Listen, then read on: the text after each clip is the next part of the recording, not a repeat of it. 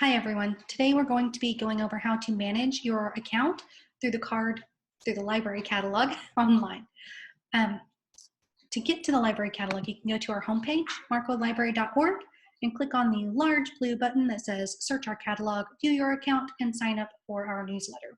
Once you do click it, it'll pop you right here on the main page.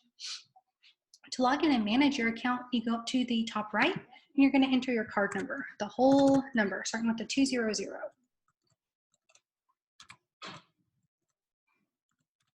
And for your password, it will be your phone number, no dashes. If your area code is 870, you will also leave your area code off. And click login. All right, once you're logged in, you can click My Account, and it's going to provide you with several different tabs that you can view and edit. So on the first tab is your account information, so you can make sure your address and phone number, email, all of that is correct. We are going to be adding a phone number in today, just so you guys can see. We're going to put a very official cell phone number in, and we are going to save that. So now we have a cell number on file as well as a home number. That will be important on our next tab. You have a notifications tab. This is how are you going to be contacted due to various situations from the library. So the first one is if items are overdue, we're going to call you because that's a home number. You could change that to call me on my cell number or even send me a text. Now, if I have something overdue, I probably want a phone call, but it varies. That's why we have options. There's also a 3-day notice before items are due. That I think I want as a text. When do you want to know about your reserves? So this might be important. If you live far from town, but you work in town, you don't want us to call your home so you can get the message when you get there. You want a text message while you're at work so you can come by on lunch or afterwards. When you come in and you check out an item, you will either receive a paper receipt or an emailed receipt.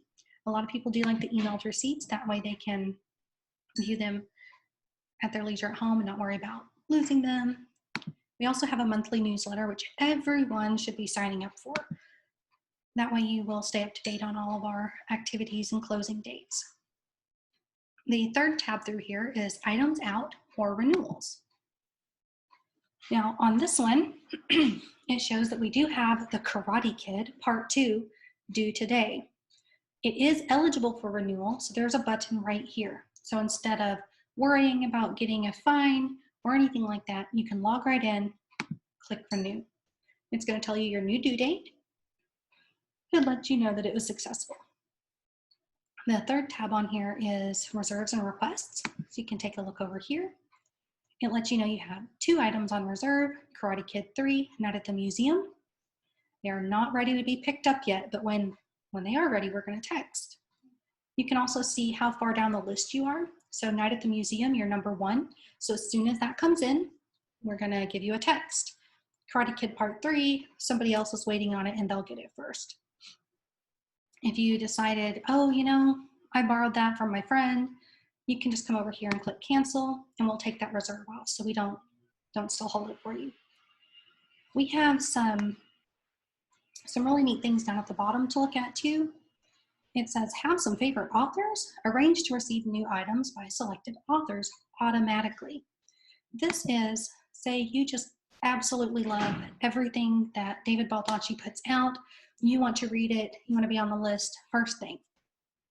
When you find David Baldacci, you decide, do I want a regular book, an audiobook, or large print?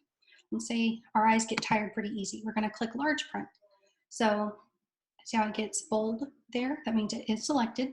So anytime we get a new book put in by him, the large print edition will be put on hold for you. Again, it gets put on hold for everybody who's clicked this. So it's just kind of random how they do that, but you will be on the list.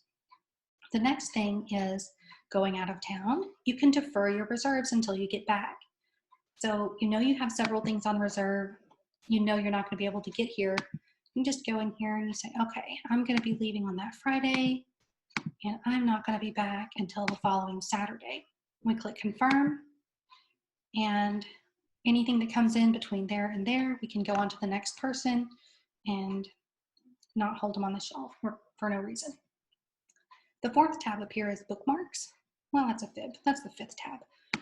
Bookmarks. So these are things you're going to use. Say you know you want this item, but you don't want it right now, or maybe you've already met your reserve limit, but you also really want to keep this item in your head. You're going to use your bookmark tab. I put one item here on the bookmarks because it's a Valentine's Day book that I think would be really great to read on Valentine's Day, but not during Christmas. The way you would do that is when you find an item that you want, let's say we really want to read Little Army Soldier. Once you find it in the catalog, you just click bookmark this item, and it lets you know that it's on there because now the button says remove bookmark. So if you go back up to your account and bookmarks, it's listed right here for you. And if you decide you don't want it, you can always remove it. If you want to print them out so you can bring your list with you to the library, you can do that. But the easier thing, when you're ready to read it, just click right on it. It'll pull up the record, and you can just click reserve this item. Yes, please, let's reserve that. And then we can have it waiting for you when you get in. The last tab up here is your history. So I created this account for purposes of this training, so there's really not much history, but it does show your item that you have, when it was out, when it was due, and when it was returned. So this can be real helpful if you can't remember the last book you read in a series, or you're watching a TV series and you can't remember if you watched season 6 or 7 last. You can pull up your history. It's going to keep your history for your, like, as long as you've had your library card. So if you've been a patron for a long time, you can scroll all the way back and take a look there. But those are the main things that we have online for you to keep up to date with your account.